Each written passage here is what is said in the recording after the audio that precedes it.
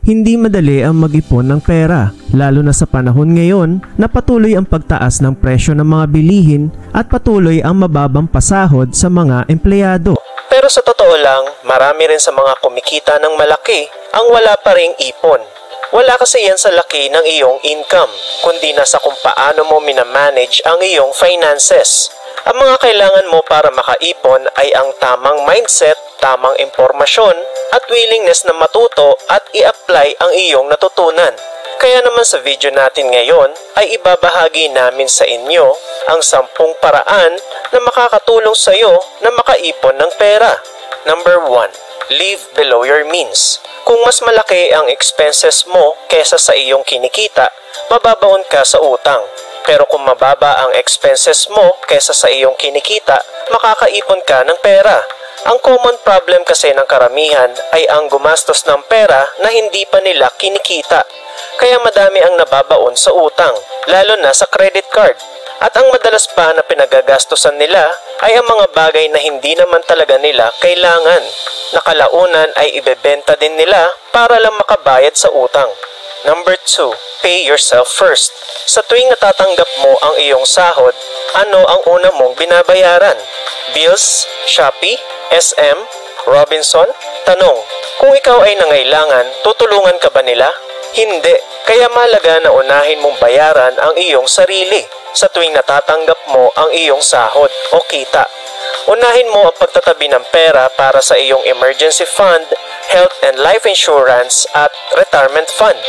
Dahil ang taong pinakamaaasahan mo na tutulong sa iyo kapag nagkaroon ka ng problema sa hinaharap ay walang iba kundi ang sarili mo. Number 3. Track your expenses. Madalas mo bang tanungin ang sarili mo kung bakit kakasahod mo pa lang, ubos na agad ang perang kinita mo? Yan ang common problem ng mga taong hindi tinatrack kung saan napupunta ang kanilang hard-earned money, lalo na pagdating sa maliliit na expenses.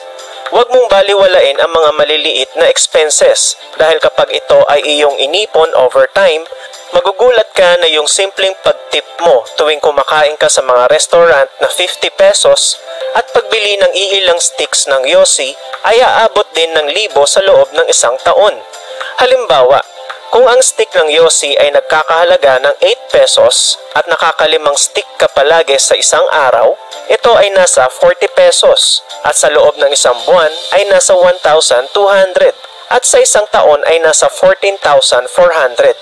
Hindi ito pinapansin ng karamihan dahil nakatingin sila sa presyo ng isang stick na 8 pesos nga lang naman at parang wala naman magiging impact sa iyong budget. Pero kung kukumputin mo ito sa loob ng isang taon, ay mapapaisip ka na ang laki pala ng perang tinatapon mo. Ayon nga sa sinabi ni Benjamin Franklin, beware of little expenses. A small leak will sink a great ship. Kaya ugaliin na itrack ang bawat expenses, malaki man o maliit, para hindi ka basta-basta labas lang ng labas ng pera. Number 4. Cut unnecessary expenses. Narinig mo na ba ang mga dahilang ito? Kaya hindi ako makaipon kasi ang liit ng sahod ko. Saka na ako mag-iipon kapag lumaki na ang sahod ko. Habang ito ay isang valid reason, tignan mo munang mabuti ang iyong lifestyle. Kung sapat lang ba talaga ang perang kinikita mo sa iyong expenses. O baka naman madami kang unnecessary expenses na hindi mo lang napapansin. Kagaya ng pagbili ng items sa Shopee, especially tuwing 10/10, 11/11, etc. Madami kang nabibiling item na kalaunan ay tinatambak mo lang at hindi na nagagamit. Isa ding halimbawa ang pagbili ng bottled water. Kung ang bottled water ay 25 pesos ang isa at araw-araw kang bumibili nito, sa loob ng isang buwan ay gumagastos ka ng 750 pesos at sa isang taon, ito ay nasa 9,000 pesos na kung iisipin mong mabuti, pwede ka naman magbaon na lang ng tubig galing sa bahay nyo. Libre pa. Number 5. Create a budget. Ang pagkakaroon ng budget plan ay nakakatulong para ma-allocate ng tama ang iyong pera at hindi ito mapunta sa mga walang kwentang bagay. Sa ganitong paraan ay magkakaroon ka ng kontrol sa iyong cash flow, kaya nakasisiguro kang walang nasasayang maski sentimo. Simple lang ang paggawa ng budget. Isulat mo sa kaliwang bahagi ang iyong source of income. kagaya ng trabaho, negosyo at side hustle. Habang sa kabilang parte naman ay ang iyong mga expenses tulad ng tubig, kuryente, transportation at iba pa. At kapag nakuha mo na ang total ng dalawa, ay saka mo ito i-minus. Dito mo malalaman kung ang iyong income ay talaga bang sapat lang sa iyong expenses o kailangan mo nang magdagdag ng additional source of income. Number 6. Prioritize needs over wants. Madami ang hindi nakakaipon dahil ang katwiran nila ay deserve nilang gastusin ang kanilang hard-earned money sa mga bagay na makapagpapasaya sa kanila o yung tinatawag na wants. Wala naman masama sa ganong mindset as long as inuuna mo ang iyong mga needs at nakakapagtabi ka pa din ng pera para sa iyong kinabukasan. Dahil tandaan mo na hindi ka lang ngayon mabubuhay, kaya kailangan na maging handa ka din sa iyong kinabukasan. At tandaan mo na hindi habang buhay ay meron kang lakas para makapagtrabaho. Okay lang na gumastos sa iyong mga luho paminsan-minsan para ma-enjoy mo din ang iyong income. Basta ugaliin maging wise spender para hindi nasasayang ang iyong pera. Number 7. Get out of debt. Kung meron kang existing na utang, kailangan mong gumawa ng paraan para mabayaran ito kaagad. Especially yung mga utang na may malaking interest over time. Dahil kung iisipin mong mabuti, imbis na itatabi mo na lang ang iyong pera para sa iyong savings, napupunta pa ito sa pambayad ng interest. Bukod pa dyan, ang mga taong may utang ay nagiging alipin ng pera. Imagine, nagtatrabaho ka para sa perang hindi mo naman mapapakinabangan dahil napupunta lang ito sa pambayad ng utang. Number 8. Apply the 30-day rule. Kung may plano kang bumili ng bagong gamit na may kamahalan ng presyo, i-apply mo ang 30-day rule na ito. Halimbawa, kung balak mong bumili ng bagong iPhone, bago ka bumili, maghintay ka muna ng 30 days bago ka mag-decide kung bibilhin mo ba ito o hindi. Madalas kasi bago mag 30 days ay nawawala na ang excitement ng tao na bilhin ang produkto dahil mas nangingibabaw na ang logic kesa sa kanilang emotion.